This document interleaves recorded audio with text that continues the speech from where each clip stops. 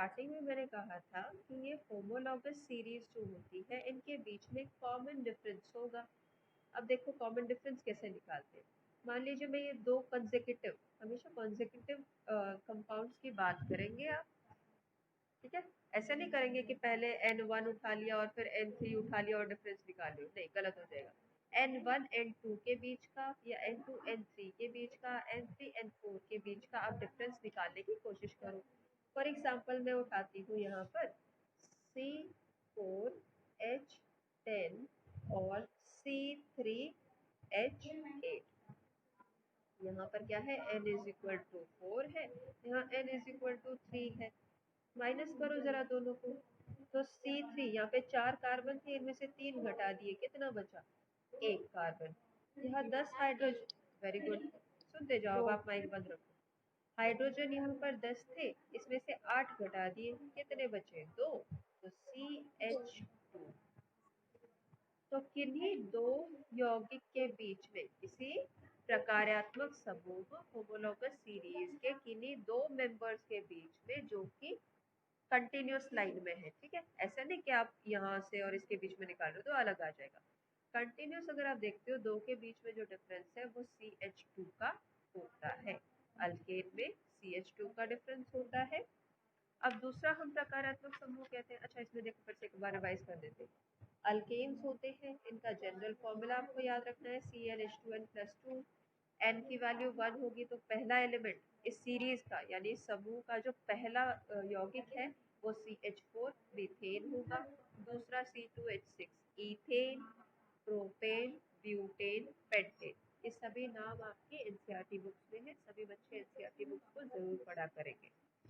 अब हम दूसरे समूह की बात करते हैं, दूसरी श्रृंखला के बारे में बात करते हैं, जो कि है अल्कीन्स, ठीक है। यहाँ पे है अल्कीन, इनके एंड में जो आता है ENE आता है।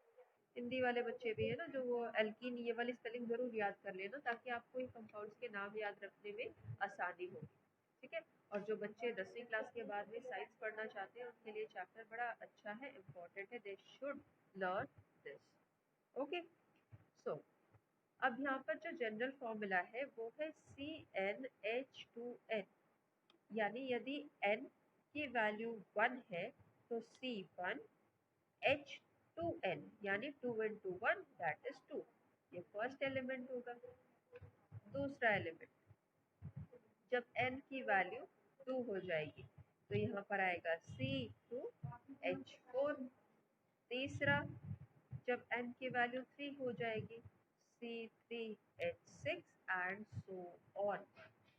अब मैंने स्टार्टिंग में बताया था कि भाई जब जो कार्बन होता है ना, इसकी 4 की वैलेंसी होती है, इसकी संयोजकता जो होती है 4 की होती है, ठीक है। तो अगर हम बात करें यहाँ पे C2H4 की, इसका हमें इलेक्ट्रॉन डॉट स्ट्रक्चर यदि बनाना है तो C2 लिखा है मैंने, तो 2 कार्बन बना देती हूँ, एक कार्बन मैंने पहले बना दिया, अब ये दूसरा कार्बन, ये इसके 4 इलेक्ट्रॉन्स और ये पहले वाले के 4 इलेक्ट्रॉन्स। समझ में आई बात। अब देखो यहाँ क्या बोला है हमने, C2H4, तो C2H4 हमारे पास हाइड्रोजन कितने हैं, तो केवल 4 है। मैं दूसरा कलर ले लेती हूँ, यहाँ पर हाइड्रोजन हमारे पास 4 है, एक H, H, H और H, ये इसका इलेक्ट्रॉन, क्योंकि हाइड्रोजन के पास एक ही इलेक्ट्रॉन होता है।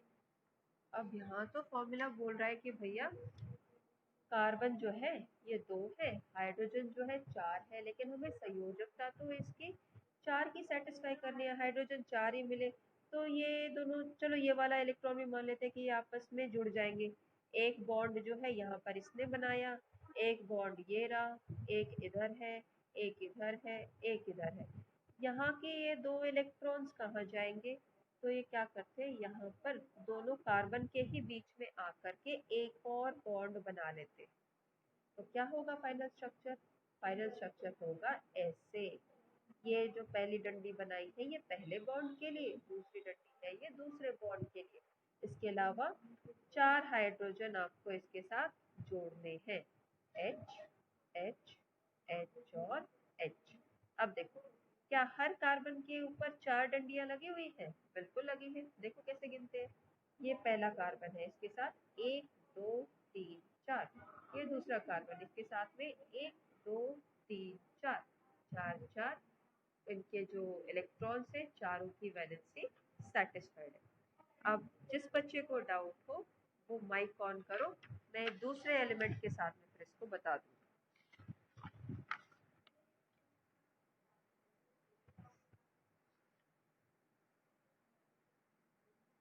है किसी को doubt?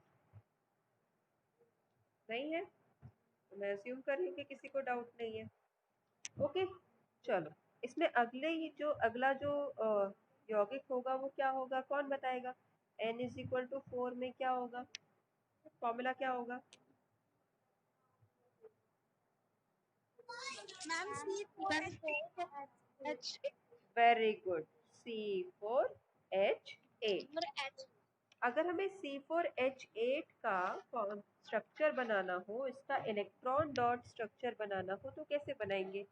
C C C C C4 हो गए, 4 कार्बन हो गए, और H8 लगाने तो 8 होंगे। 1 2 3 4 5 6 7 8।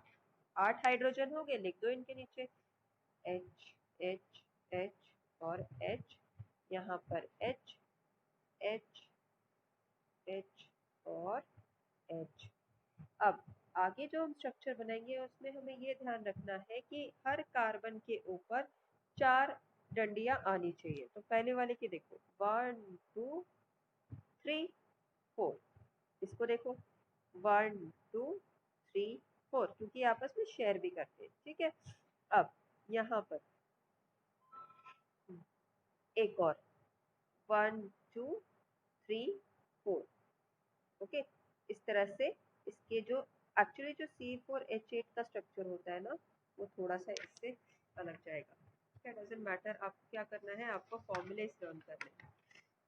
चलो तीसरी श्रृंखला की अब हम बात करें, that is the alkyne series. Time कम रह गया। अल्काइन सीरीज का जनरल फॉर्मूला क्या होता है? इसका फॉर्मूला होता है CnH2n-2। स्टार्टिंग में अल्केन जब किया था तो CnH2n+2 था। अब अल्काइन जो है वो CnH2n-2 है। तो इसका जो सबसे पहला होगा वो क्या होगा? अगर मैं 1 लेके चलूँ, n इज इक्वल टू 1, तो C1 H2 इंटू 1-2 अगर मैंने कर दिया तो H जीरो हो जाएगा, यानी H है ही नहीं तो कार्बन बनेगा। यानी जो पहला जो एलिमेंट है ना अल्काइन सीरीज का, वो n इज इक्वल टू 1 से नहीं होगा, वो n इज इक्वल टू 2 से होगा। और उसका फॉर्मूला क्या बनेगा? उसका फॉर्मूला बनेगा C2H2। और इसका स्ट्रक्चर कैसे बनाओगे? यहाँ पर 2 कार्बन है और 2 ही हाइड्रोजन आपको मिले हैं, तो बाकी के बॉन्ड सेटिस्फाई करने के लिए आप यहाँ पर 3 बॉन्ड बना दोगे इनके बीच में, जिसको कहते हैं ट्रिपल बॉन्ड। समझ में आई बात? दूसरा एलिमेंट बताना, जब यहाँ पर n इज इक्वल टू 3 हो, फॉर्मूला बताना जरा इसमें डाल के।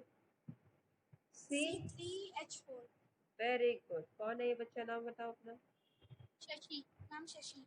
Good Shashi, C3H4। n is equal to 4 का बताओ। C4 C4H6। हम H C4H6। Very good. अच्छा, इन दोनों के बीच का यदि मैं डिफरेंस निकालूं C4H6 और C3H4 का, तो कितना मिलेगा, ये कौन बताएगा? CH2। बहुत अच्छे, इनके भी बीच का डिफरेंस जो है वो CH2 का ही होगा। तो अल्केन से अल्केन, अल्कीन, अल्काइन सभी में इनके जो कॉन्सेक्यूटिव मेंबर्स होते हैं उनके सीरीज में, उनके बीच में जो डिफरेंस है that is always of CH2। Now apart from this alkane alkyne, alkyne alkyne के बाद में और भी होमोलोगस सीरीज होती है, जैसे कि अल्कोहल। अब अल्कोहल का क्या होता है, इनमें एक फंक्शनल ग्रुप आ जाता है। अल्केन, अल्कीन, अल्काइन में एक हाइड्रोजन को हटा करके यदि हम उसकी जगह कोई और ग्रुप ऐड कर दे, उसको कहते हैं फंक्शनल ग्रुप, जिसकी वजह से इनकी जो प्रॉपर्टीज होती है वो बदल जाती है और कंपाउंड का नेचर बदल जाता है। अल्कोहल का फंक्शनल ग्रुप क्या होता है, कौन बताएगा मुझे?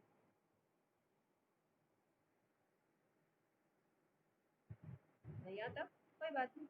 अल्कोहल का फंक्शनल ग्रुप होता है OH, हाइड्रोक्सिल ग्रुप। अब हाइड्रोक्सिल ग्रुप का वैलेंसी कितनी होगी ये तो बता सकते हो? क्लास 9 में पढ़ा था वैलेंसी। क्या बात बालको, हाइड्रोक्सिल ग्रुप कंबाइंड जो है इसकी वैलेंसी होती है -1।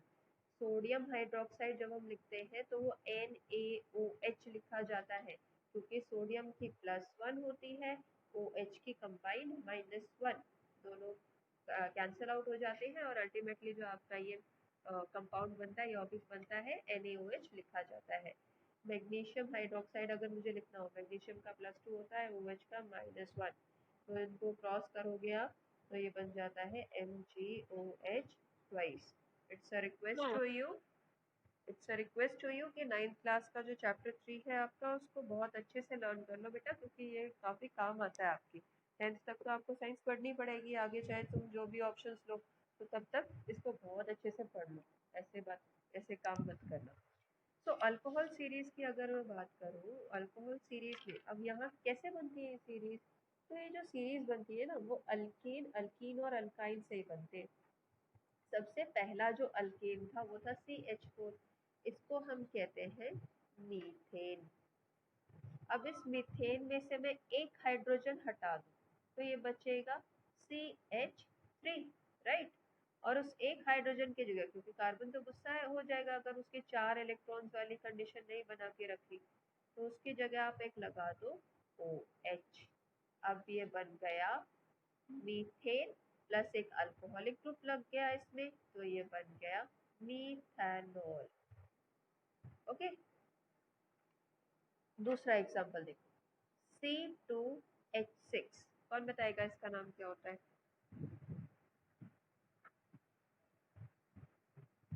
इसका नाम होता है इथेन। जो सेकेंड कंपाउंड है अल्केन ग्रुप का, अल्केन सीरीज का, दैट इज इथेन। और इथेन में C2H6 का आप एक हाइड्रोजन हटा दो तो ये बच गया C2H5। और इस एक हाइड्रोजन हटाया तो डेफिनेटली कुछ सब्स्टिट्यूट करना पड़ेगा, तो आप यहाँ पर ऐड कर दोगे OH, और अब ये बन गया इथेनॉल। अल्केन्स के जो नाम होते हैं उनके एंड में ANE आता है, अल्कोहल के जो नाम होते हैं उनके एंड में OL आता है। तो ये मिथेनॉल, इथेनॉल, इस तरह से इनके नाम लिखे जाते हैं। अगली सीरीज की बात करती हूँ। नेक्स्ट सीरीज है आपके अल्डिहाइड सीरीज। अल्डिहाइड का जो फंक्शनल ग्रुप होता है वो इस तरह से होता है, C+OH। कैसे बनेंगे, इनका पहला एलिमेंट कैसे होगा? जैसे कि आप लिखोगे, यहाँ पर हमने लिया मीथेन, तो इसमें C इधर लगाओ, H एक हाइड्रोजन हम हटा चुके, और इसके साथ में अब हमारा ये फंक्शनल ग्रुप लगा दो, फंक्शनल ग्रुप यहाँ पर लगा दिया, तो ये H। अब सुमन भारद्वाज कौन है भाई, अपनी स्क्रीन प्रेजेंट करना बंद करो, ठीक है जी। तो यहाँ पर जो है ये अल्डिहाइडिक जो ग्रुप होते हैं, इनके जो एलिमेंट्स, इनके जो ग्रुप्स होते हैं, उनके नाम के एंड में लगता है LAL, ठीक है। अब मैंने लिया था यहाँ पर मीथेन, मीथेन अल्केन है, क्योंकि उसके जो यहाँ पर ANE आ रहा है ये बता रहा है ये अल्केन है। इसका मैंने बना दिया इसको एक अल्डिहाइड, क्योंकि जो ग्रुप है हमारा C+OH ये बताता है कि ये अल्डिहाइड है। अब इसका नाम क्या होगा? इसका नाम होगा मीथानॉल। ओके, सेकेंड एलिमेंट देखो, C2H6, यहाँ से हम एक हाइड्रोजन हटा देंगे तो कितना बचेगा? C2H5 बचेगा। 5 हाइड्रोजन लगा दो, 1 2 3 4 5, अब ये तो बोलेगा मेरा एक हाइड्रोजन खा गए हो तो मुझे कुछ और दो ना सब्स्टिट्यूशन में। दे रहे हैं भाई, बिल्कुल दे रहे। C double bond O H.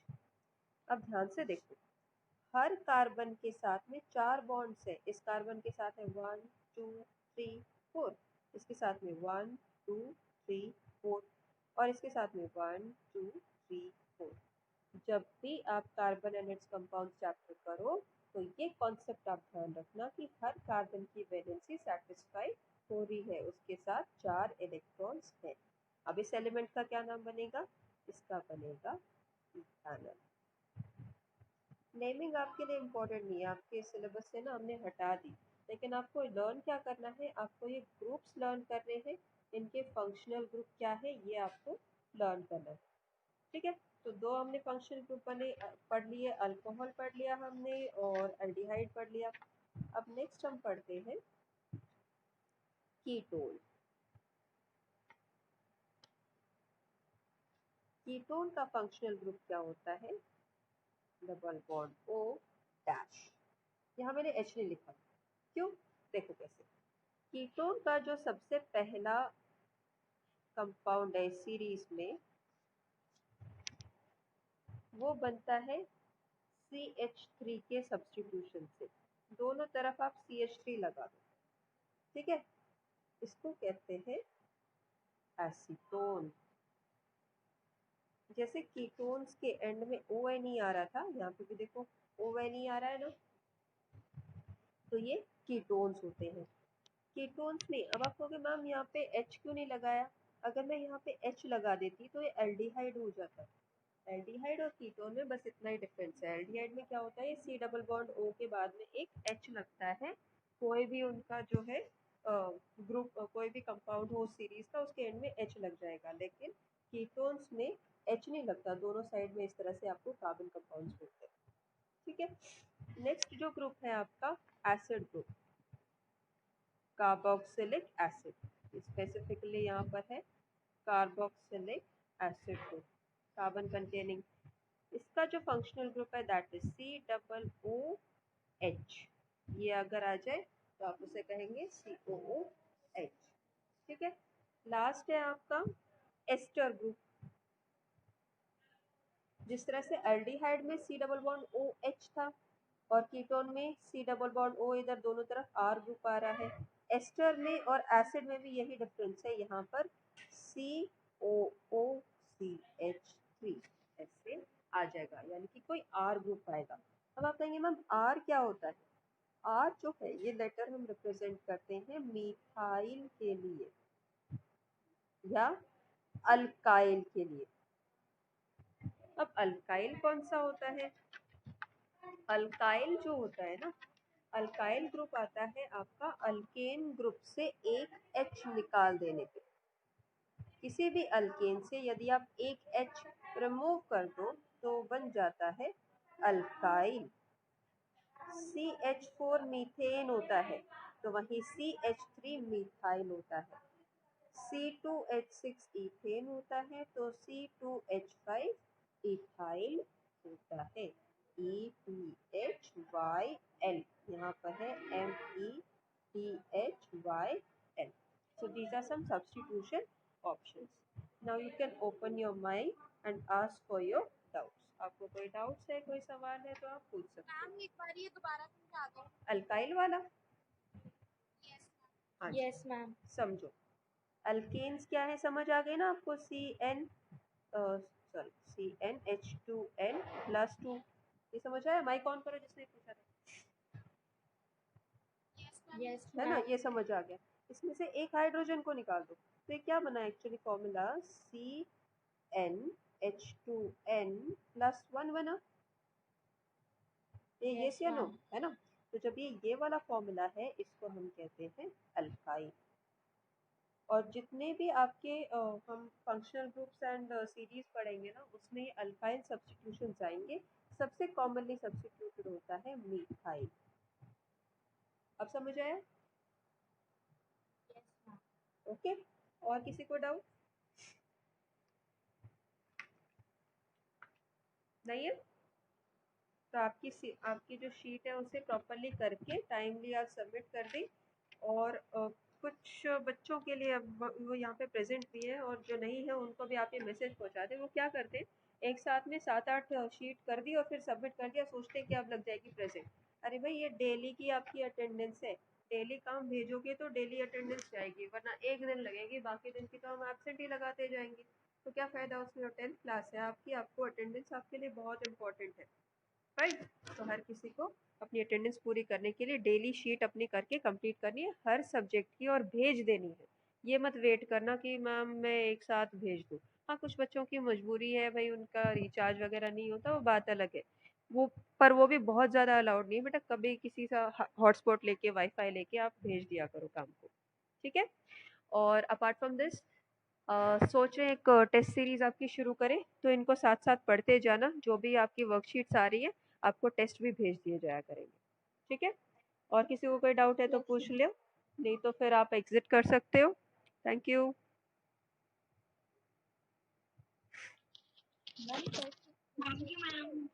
Test test जो होंगे ना बेटा, टेस्ट जो होंगे आपके वो ऑनलाइन ही होंगे, जैसे हमने आपको गूगल फॉर्म बना के भेज दिया और उसको आप सॉल्व कर लोगे। और उसके क्वेश्चन है ना, यूँ कर लेना कॉपी में साथ साथ नोट कर लेना, जब फिर आगे रिवाइज करना हो तो आप उन क्वेश्चंस को देख सकते हो।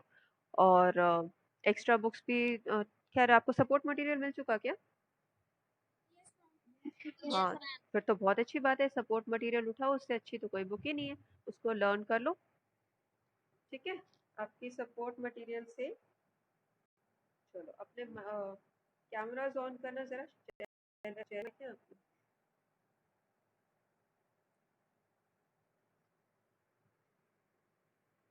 ओके, तो ये रहे हमारे बच्चे, चलो अच्छी बात है। आई होप आप सेफ हो, सभी बीमार नहीं पड़े हो कोई भी, और पढ़ाई करते रहना, ठीक है। अब एग्जिट कर सकते हो आप। Thank you.